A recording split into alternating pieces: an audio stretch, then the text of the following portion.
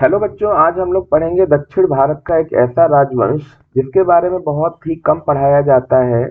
चाहे वो आपका एसएससी सीजीएल के लिए हो, सीएचएसएल के लिए हो, एमपीपीएससी के लिए हो, यूपीएससी के लिए हो, ये पार्ट कहीं ना कहीं हम लोगों को बहुत कम पढ़ने को मिलता है।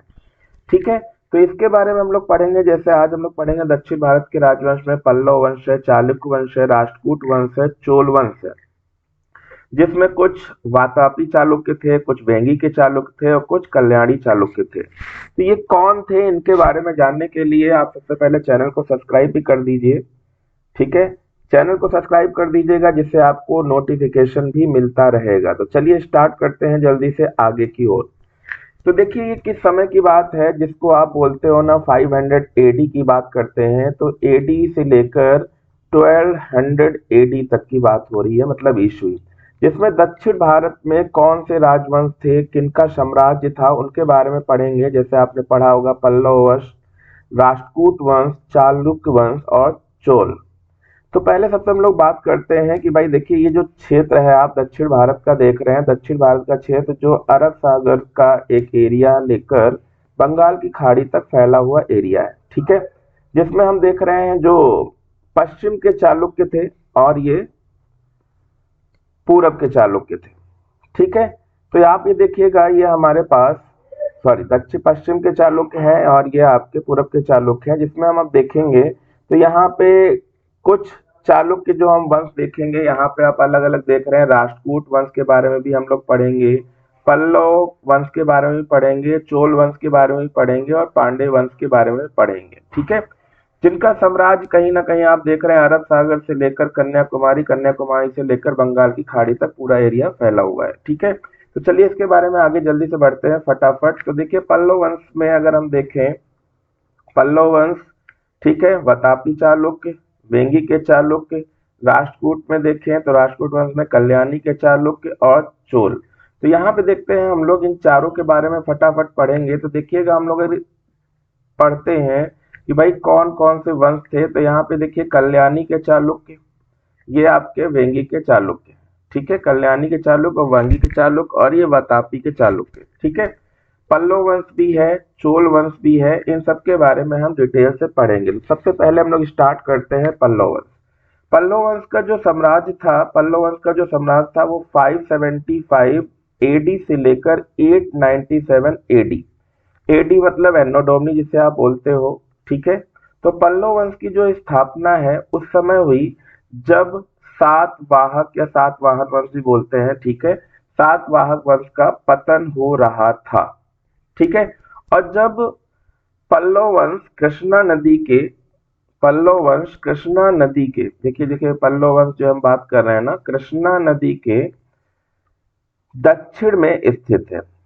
किधर स्थित है? कृष्णा नदी जो आप देख रहे हो ना, कृष्णा नदी जो आप देख रहे हो ना, कृष्णा नदी के दक्षिण में ये वाला एरिया स्थित है। ठीक है, और इस वंश ने अपनी राजधानी जो है किसको बनाया था? तो कांची को बनाया था। इस वंश ने राजधानी किसको बनाया था बच्चों? कांची को बनाया था। और पल्लव की जो राजभाषा थी, पल्लव वंश की जो राजभाषा थी वो कौन सी थी? संस्कृत हुआ करती थी। और आप खुद भी जानते हो दुनिया की सबसे पहली भाषा संस्कृत ही हुआ करती है। पल्लव जो वंश था इसके संस्थापक जो फाउंडर थे वो कौन थे? बप्पा देव थे, बप्पा देव थे। पर पल्लव वंश का जो वास्तविक संस्थापक, एक रियल फाउंडर माना जाता है, वो सिंह विष्णु को माना जाता है। ठीक है, सिंह विष्णु को माना जाता है। तो चलिए आगे बढ़ते हैं, सिंह विष्णु के बारे में पढ़ते हैं। तो सिंह विष्णु का जो साम्राज्य है वो कब से कब तक रहा है? तो 575 से लेकर 600, मतलब टोटल 25 ईयर्स तक रहा है। सिंह विष्णु जो है वैष्णव धर्म के अनुयायी थे।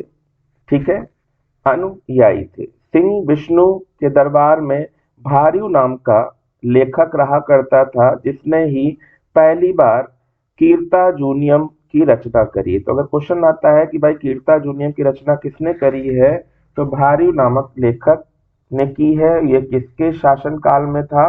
तो सिंह विष्णु के शासन काल में था। चलिए आगे बढ़ते हैं।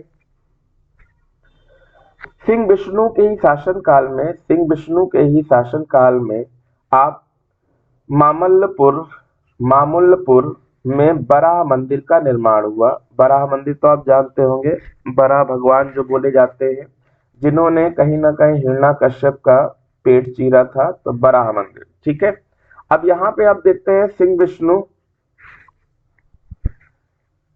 विष्णु एक महान प्रतापी शासक थे। एक महान प्रतापी शासक थे जिसने चेर, चोल, पांडे वंश के राजाओं को युद्ध में पराजित किया था।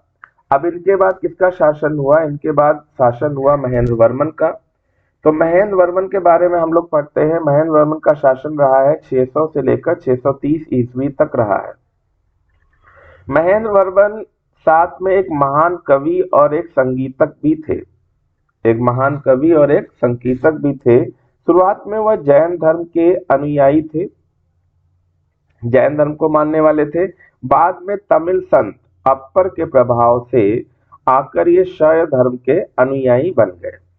ठीक है, तो चलिए आगे बढ़ते हैं। महेंद्र वर्मन के शासन काल में चालुक्य नरेश, पुलकेशिन द्वितीय, इनके बारे में आपने काफी सुना होगा।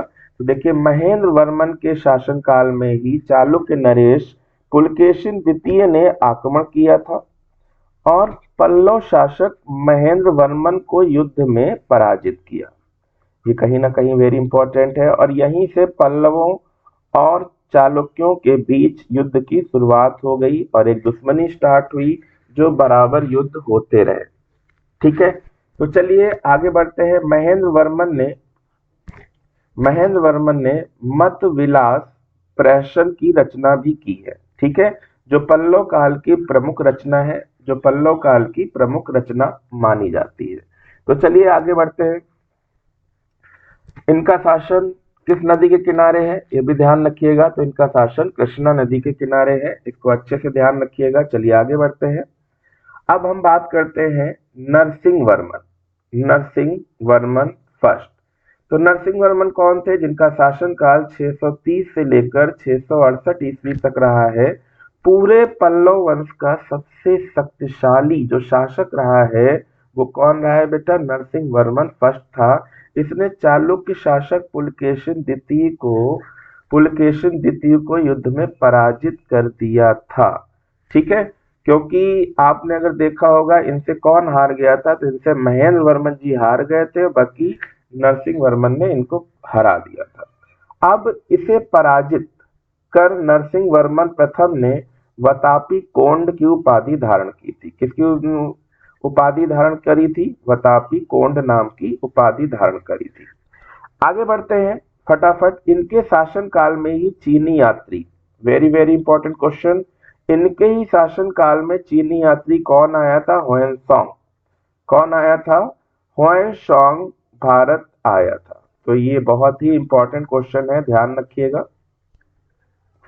ह्वेनसांग कांची में प्रवेश किया था और साथ ही महाबलीपुरम में रथ मंदिरों, जिन्हें हम एकाशम मंदिर का निर्माण बोलते हैं, नरसिंह वर्मन फर्स्ट ने ही किया था। रथ मंदिरों की संख्या 7 है। इन्हें ही सप्त पेगोड़ा के नाम से जाना जाता है। ठीक है, तो इसको आप फटाफट देखते जाइए, लिखते जाइए, समझते जाइए, जिससे बहुत ही इंपॉर्टेंट टॉपिक आपका कंप्लीट हो जाएगा और कहीं ना कहीं ये टॉपिक आपका छूटने ना पाए, क्योंकि बहुत ही इंपॉर्टेंट टॉपिक है। और ये जो वंश था, ये जो आप वंश देख रहे हैं पल्लव वंश, ये किस नदी के किनारे बसा हुआ है?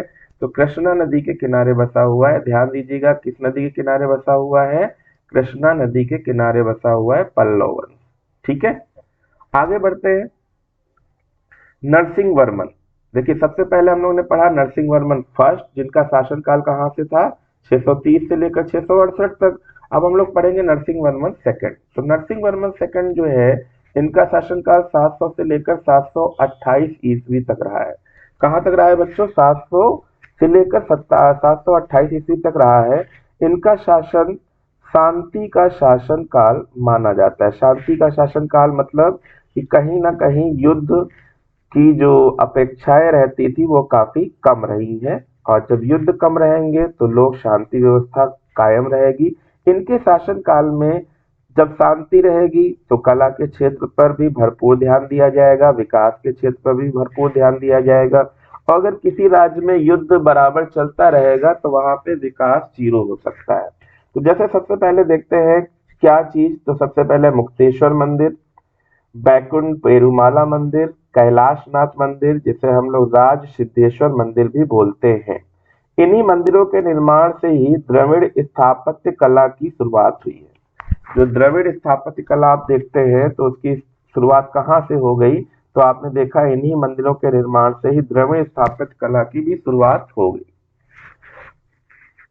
इस नरसिंहवर्मन द्वितीय के दरबार में ही संस्कृत के प्रसिद्ध लेखक जो राइटर थे वो कौन थे, दंडी रहा करते थे, दंडी। इन्होंने ही देश कुमार चरित की रचना करी है। किसकी रचना करी है, देश कुमार चरित की रचना करी है। इसके बाद नंदीवर्मन जो संस्कृत के प्रसिद्ध लेखक थे, ठीक है, दंडी रहा करते थे, इन्होंने क्या लिखा था, देश कुमार चरित की रचना करी है। इसके बाद अगर हम लोग बात करते हैं नंदीवर्मन तृतीय राजा हुए। नरसिंहवर्मन के बाद अगर हम लोग देखते हैं तो नरसिंहवर्मन के बाद नंदीवर्मन द्वितीय और नंदीवर्मन तृतीय राजा हुए। और इस वंश का जो प्रमुख शासक, अंतिम प्रमुख शासक रहा है वो कौन रहा है, अपराजित वर्मन 879 से लेकर 897 ईस्वी तक रहा। बाद में पल्लव साम्राज्य को चोल शासकों ने विजित कर अपने राज्य में मिला लिया। ठीक है, तो चलिए आगे बढ़ते हैं।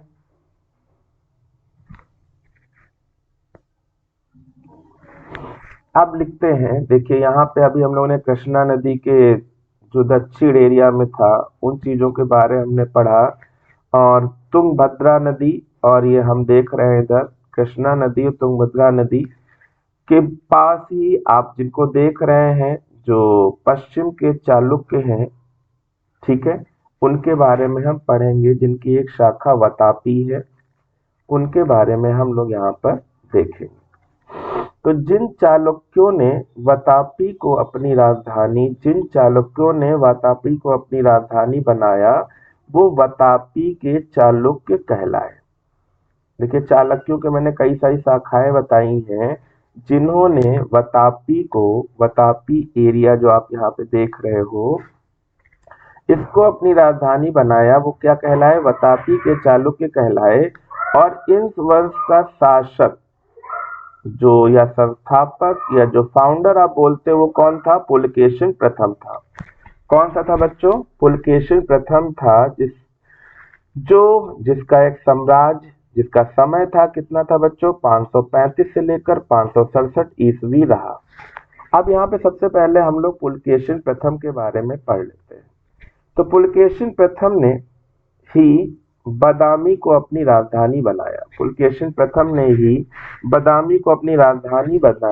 इसके बाद कीर्तिवर्मन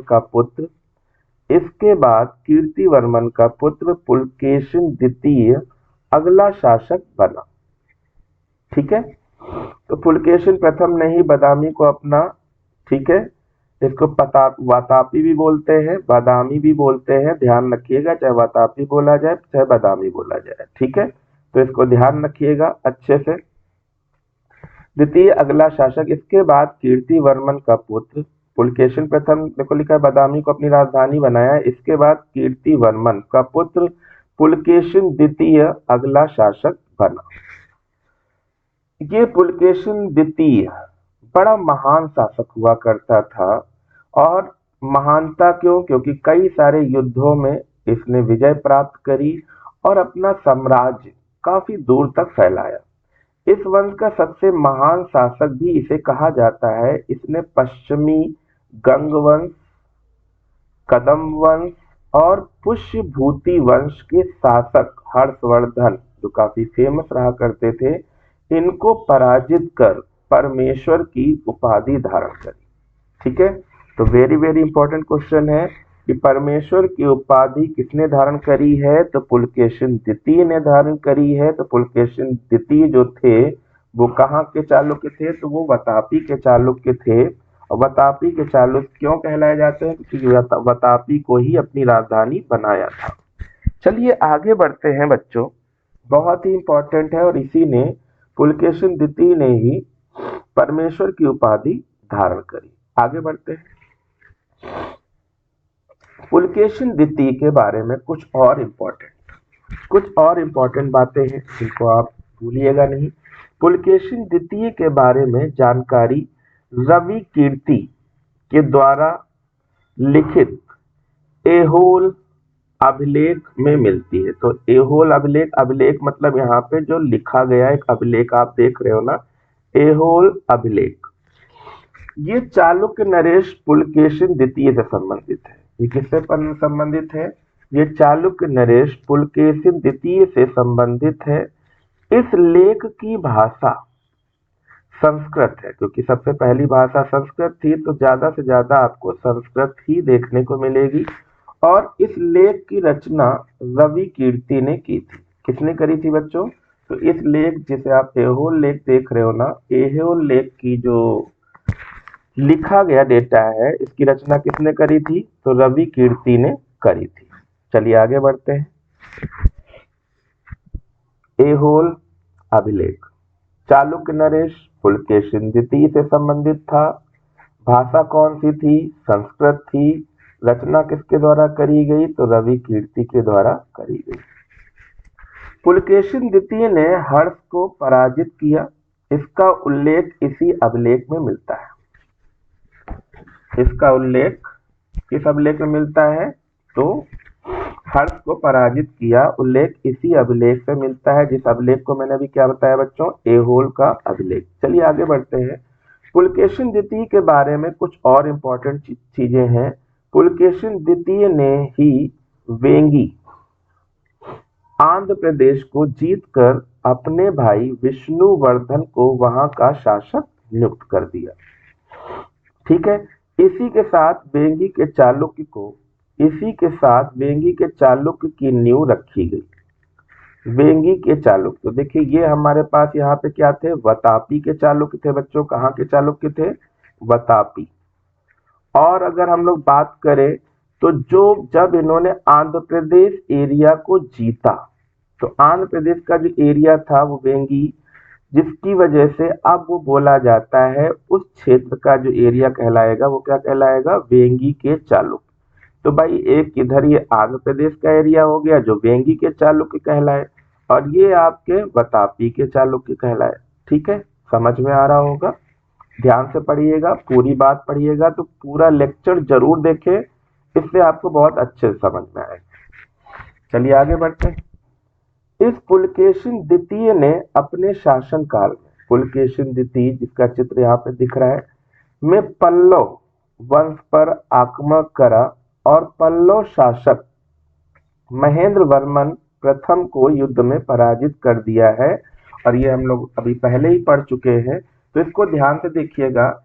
इसका बदला बाद में क्या हुआ? इसका बदला इसके पुत्र जो नरसिंह वर्मन प्रथम ने लिया, और पल्लव वंश का महाप्रतापिक शासक नरसिंह वर्मन प्रथम ने इसी पुलकेशिन द्वितीय को श्रीलंका के राजा के साथ मिलकर, ठीक है, श्रीलंका आप जानते ही कहाँ है, ठीक है, श्रीलंका के राजा के साथ मिलकर 642 ईस्वी मतलब 642 एडी में पराजित कर उसकी राजधानी बदामी पर कब्जा कर लिया था। ठीक है। और विजय के बाद नरसिंह वर्मन प्रथम ने वतापी कोंड की उपाधि धारण करी थी। ये पिछले लेक्चर में हम लोग पढ़ चुके हैं, ध्यान देना चाहिए। आगे की ओर बढ़ते हैं। इसके बाद विक्रमादित्य प्रथम अगला शासक बना। कौन बना? विक्रमादित्य अगला शासक बना, जिसने 654 ईस्वी में इन पल्लवों से बदला लिया। इसके बाद विक्रमादित्य, विजयादित्य और विक्रमादित्य द्वितीय अगले शासक हुए, और इस वंश का अंतिम शासक कीर्तिवर्मन द्वितीय था। इस वंश का अंतिम शासक कौन था बच्चों? तो कीर्तिवर्मन द्वितीय था, जिसे दत्ती दुर्ग ने पराजित किया और राष्ट्रकूट वंश की स्थापना करी। तो अब हम लोग बच्चों आ गए पल्लव वंश, चालुक्य वंश, इसके बाद राष्ट्रकूट वंश के बारे में भी थोड़ा सा देखते हैं। इनका शासनकाल कहाँ कहाँ था, ठीक है, वो भी देखेंगे। पर पहले अभी जो हम लोगों ने पढ़ा था कि भाई आंध्र प्रदेश एरिया में जो चालुक्य नरेशों का एक नया शासन स्टार्ट हुआ था, जिसको हम लोग बोलते हैं बच्चों वेंगी के चालुक्य। तो वेंगी के जो चालुक्य थे, ये पूर्व के ईस्ट एरिया के चालुक्य बोले जाते हैं, जैसा मैंने अभी बताया था ना, पूर्व के चालुक्य। ठीक है, तो पुलकेशिन द्वितीय, जिसने आंध्र प्रदेश जीतकर विष्णुवर्धन को वहां का राजा बनाया, वहां की नींव रखी। तो इसलिए इस वंश की नींव किसने रखी? विष्णुवर्धन ने रखी। किसने रखी बच्चों? विष्णुवर्धन ने नींव रखी। इसने अपनी राजधानी वेंगी को बनाया और ये वेंगी के चालुक्य कहलाए। ध्यान से समझिएगा, ये वेंगी के चालुक्य कहलाए। और इधर आप देख ही चुके हो कि पश्चिम के चालुक्य कौन? पुलकेशिन द्वितीय वगैरह थे, उनके बारे में हम लोग पढ़ ही चुके हैं। चाहे तो आप पीछे से रिपीट भी कर सकते हैं। इसी विष्णुवर्धन की पत्नी आयाना महादेवी ने विजयवाड़ा में, देखिए कितना इंपॉर्टेंट क्वेश्चन आ गया, विजयवाड़ा में जैन मंदिरों का निर्माण करवाया था। ठीक है, तो विष्णुवर्धन की पत्नी आयाना महादेवी ने विजयवाड़ा में जैन मंदिरों का निर्माण कराया। तो बहुत ही इंपॉर्टेंट चीजें हैं, इनको आप ध्यान देते रहिएगा। आगे बढ़ते हैं तो देखिए मैंने किसका बताया? महादेवी। आयाना महादेवी ने किसका निर्माण कराया? विजयवाड़ा में जैन मंदिरों का निर्माण कराया। ठीक है, चलिए आगे बढ़ते हैं।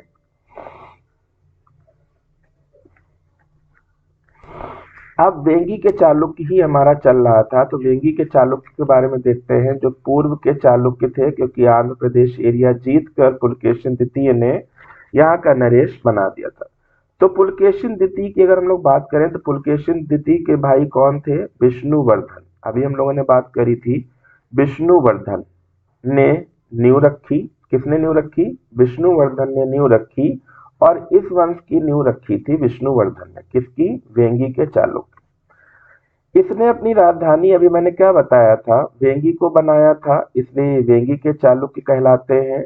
और अभी हम लोग इसके बारे में पढ़ ही चुके हैं कि इसी विष्णुवर्धन की पत्नी जो अयना महादेवी थी, इन्होंने ही विजयवाड़ा के जैन मंदिरों का निर्माण कराया। ठीक है, इस वंश का सबसे जो महाप्रतापी शासक था, इस वंश का जो सबसे महाप्रतापी शासक था, वो कौन था बच्चों? विजयादित्य तृतीय था। कौन था? विजयादित्य तृतीय था। इसने स्वयं को दक्षिणा पथ का सबसे महानतम शासक घोषित कर दिया था, जैसा कि आप यहाँ पे पिक देख सकते हैं। तो देखिए, सबसे पहले विष्णुवर्धन, विष्णुवर्धन के बाद कौन आएगा? जयसिंह प्रथम, फिर इसके बाद इंद्रवर्धन, फिर विष्णुवर्धन, फिर उसके बाद विष्णुवर्धन द्वितीय थे, फिर इसके बाद है जयसिंह द्वितीय, और फिर है विष्णुवर्धन तृतीय।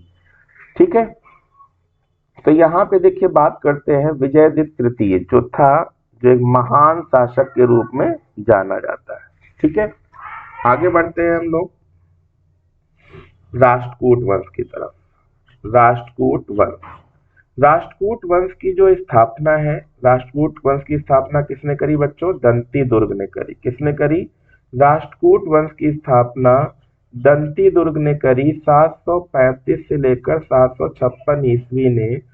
ठीक है, दंती दुर्ग ने वातापी के चालुक्यों के अंतिम शासक कीर्तिवर्मन द्वितीय को पराजित किया था, मैंने अभी लास्ट टाइम बताया था। और राष्ट्रकूटों ने अपनी जो राजधानी थी वो किसको बनाया? मान्यखेत को बनाया। तो राष्ट्रकूट वंश, क्योंकि इधर आपने देखा था वेंगी के चालुक्य हैं, ठीक है, वेंगी के चालुक्य, और इधर आपने देखा था पश्चिम, तो बीच में राष्ट्रकूट वंश था जिसने हराया। अब देखिए बात करते हैं दंती दुर्ग। दंती दुर्ग के बाद इस वंश का अगला शासक, जिसका नाम आपने बहुत सुना होगा, कृष्ण प्रथम हुआ। इसने ही अपने शासनकाल में एलोरा की ठोस चट्टानों को कटवाकर एलोरा के कैलाशनाथ मंदिर का निर्माण कराया था। किसका निर्माण कराया था बच्चों? कैलाशनाथ मंदिर का निर्माण कराया था। ठीक है, तो चलिए आगे बढ़ते हैं और कैलाशनाथ का मंदिर कैसा था ये भी देख लेते हैं। ये रहा कैलाशनाथ का मंदिर। ठीक है, जैसा कि आप देख रहे हैं एलोरा की गुफाएं इस टाइप की। तो आगे बढ़ते हैं। इसके बाद निर्माण कराया, इसके बाद गोविंद द्वितीय, ध्रुव प्रथम, गोविंद तृतीय, अमोघवर्ष, कृष्ण तृतीय ये शासक रहे हैं। अब अगर हम ध्रुव की बात करें तो ध्रुव को धारावर्ष के नाम से भी जाना जाता है। ध्रुव को किस नाम से जाना जाता है? तो धारावर्ष के नाम से भी जाना जाता है। और गोविंद तृतीय भी एक महाप्रतापी शासक थे। इसने पल्लव, पांडे, केरल, प्रतिहार, गंग शासकों को पराजित किया। किसने पराजित किया? गोविंद द्वितीय ने पराजित किया। इसके बाद इसका पुत्र अमोघवर्ष, काफी सुना हुआ नाम आपको लग रहा होगा, अमोघवर्ष इस वंश का अगला शासक हुआ। चलिए आगे बढ़ते हैं। राष्ट्रकूट वंश चल रहा था हमारा। ठीक है, तो राष्ट्रकूट में ही देखते हैं। इसने कन्नड़ भाषा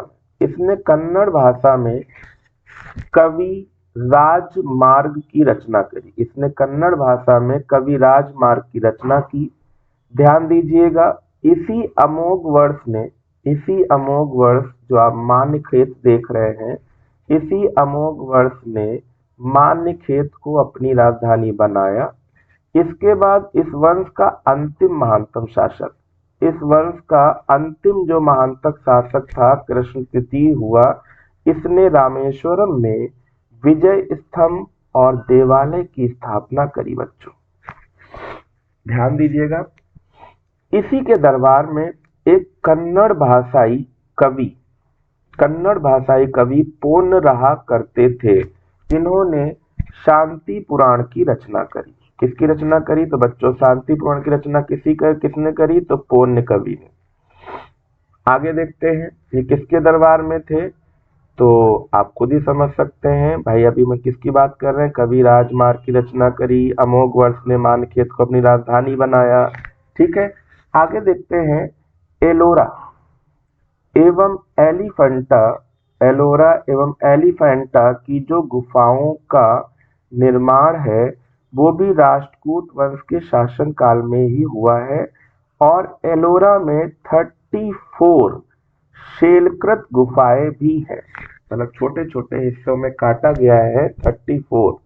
जैसे देखते हैं यहाँ पर इस तरह से शैलकृत गुफाएं भी हैं, जिनको हम अलग अलग देखते हैं इस टाइप से। देखिए सामने आपको चित्र में दिख रहा होगा। आगे बढ़ते हैं, तो आगे देखते हैं शैलकृत गुफाएं भी थी, और जिसमें से 1 से 12 तक 34 में 1 से 12 तक जो बौद्धों की गुफाएं हैं। 13 से 29 तक हिंदुओं के लिए गुफाएं बनाई गई हैं, और 30 से लेकर 24 तक जैनों के लिए गुफाएं बनाई गई। ठीक है, आगे बढ़ते हैं। अब पढ़ते हैं कल्याणी के चालुक्य। जिन चालुक्यों ने हैदराबाद स्थित कल्याण को अपनी राजधानी बनाया वो कल्याणी के चालुक्य कहलाए। ठीक है बच्चों, तो 10वीं शताब्दी की अगर हम लोग बात करें, 10वीं शताब्दी के अंत में इस वंश का जो स्थापना थी, इस वंश की स्थापना तेलप द्वितीय ने की थी। इस वंश का जो प्रमुख शासक तेलप द्वितीय प्रथम, तेलप द्वितीय, सत्याश्रय, जयसिंह द्वितीय, विक्रमादित्य फर्स्ट, सोमेश्वर तृतीय और तेलप तृतीय हुए। इन सभी में सबसे जो महाप्रतापिक शासक था वो विक्रमादित्य ही था। कौन था? इसने कई विद्वानों, कवियों को अपने दरबार में आश्रय दिया, मतलब रखा, और कहीं ना कहीं कई सारे कवियों को सम्मान भी प्रोवाइड करता था। चलिए आगे बढ़ते हैं हम लोग।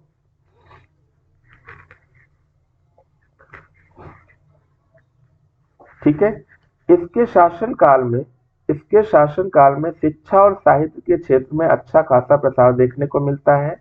इसके ही शासनकाल में प्रसिद्ध कवि विज्ञानेश्वर और विल्हड़ रहा करते थे। विज्ञानेश्वर और विल्हड़ रहा करते थे। विल्हड़ की जो रचना है, जिसको आप समझते होंगे, विक्रमांक चरित्र। क्या नाम था बच्चों? विक्रमांक चरित्र था। और दूसरा था विज्ञानेश्वर मिताक्षरा, हिंदू विधि ग्रंथ है। इस वंश का अंतिम शासक कौन था बच्चों? तेलप तृतीय हुआ था। इस वंश का अंतिम शासक कौन था? तेलप तृतीय हुआ। और आगे चलकर कल्याणी पर यादवों के अधिकार के साथ चालुक्य वंश का पतन हो गया। चलिए आगे बढ़ते हैं। चोल वंश, इनके बारे में आप लोगों ने काफी चीजें सुनी भी होगी, कुछ मूवीज में भी चोल वंश के बारे में दिखाया गया है। तो चलिए पढ़ते हैं।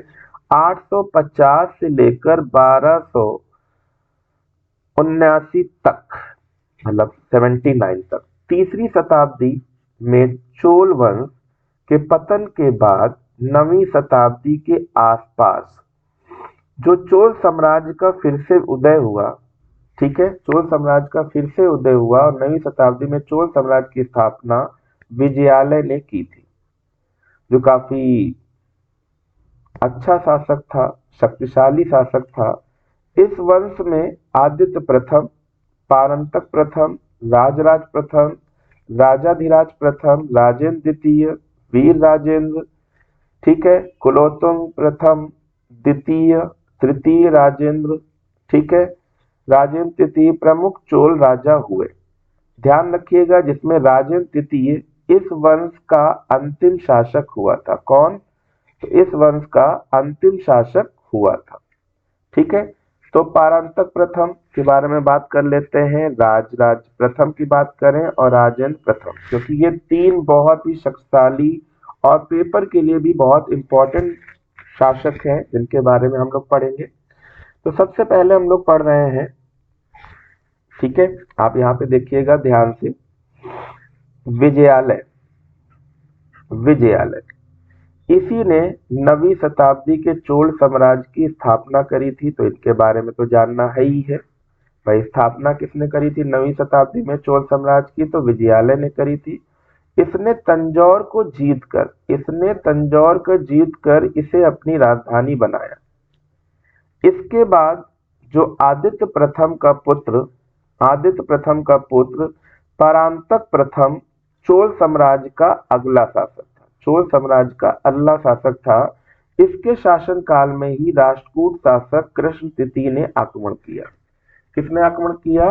राष्ट्रकूट शासक कृष्ण तृतीय ने आक्रमण किया था। तो ये पहला छत था कि जहां पे राष्ट्रकूट और चोल शासकों का युद्ध हुआ, जिसको हम लोग बोलते हैं तक्कोलम का युद्ध। तो अगर क्वेश्चन आ जाता है कि भाई तक्कोलम का युद्ध किसके किसके बीच में हुआ, तो राष्ट्रकूट वंश के राजाओं और चोल वंश के राजाओं के बीच में। चलिए आगे बढ़ते हैं।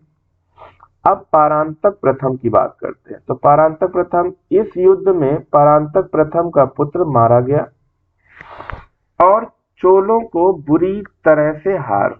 इतिहास में यह लड़ाई तक्कोलम के युद्ध के नाम से जानी जाती है। आगे बढ़ते हैं।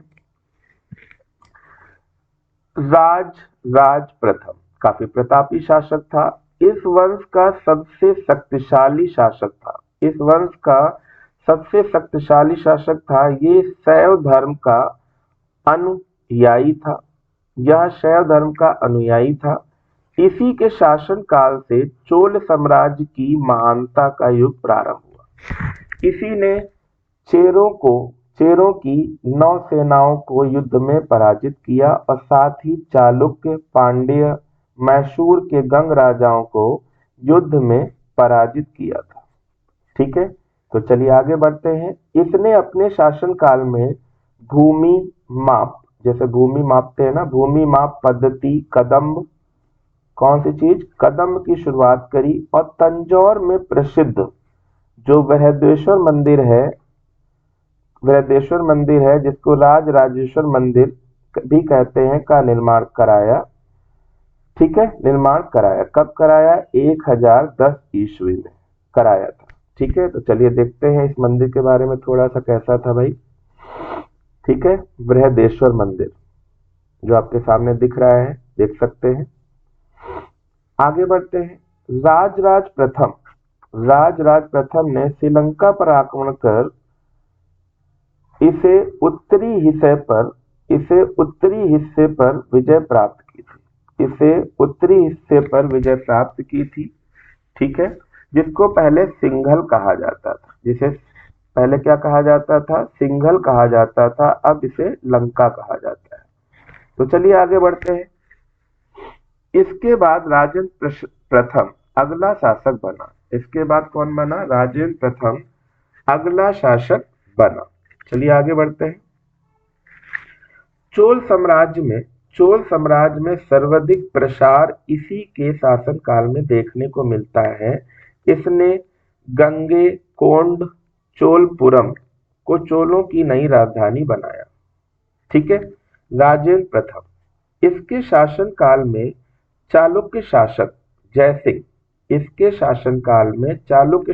जयसिंह द्वितीय ने हमला किया था और वह बुरी तरह से हार गए।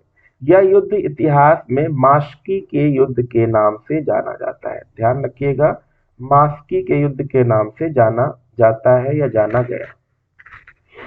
आगे की ओर बढ़ते हैं। राजेंद्र ऐसा एकमात्र चोल शासक था जिसने संपूर्ण श्रीलंका पर विजय प्राप्त की। साथ ही इसने बंगाल के पाल शासकों को पराजित करके गंगकोड चोल की उपाधि धारण करी थी। ठीक है, आगे चलकर चोल और वेंगी के चालुक्यों के बीच विवाह संबंध बने और धीरे धीरे राजा कुलोत्तुंग के शासन काल में वेंगी का क्षेत्र चोल साम्राज्य का अंग बन गया। तो देखिए, चोल शासन में राजा अपने शासन काल में उत्तराधिकारी पहले से घोषित कर देते थे और अधिकांश चोल कालीन मंदिर शिव को समर्पित थे, जैसे राजराज प्रथम द्वारा निर्मित तंजौर का बृहदेश्वर मंदिर शिव को ही समर्पित था। ठीक है बच्चों, तो काफी सारी चीजें आपको समझ में आ गई होंगी। चलिए, आज के लिए धन्यवाद।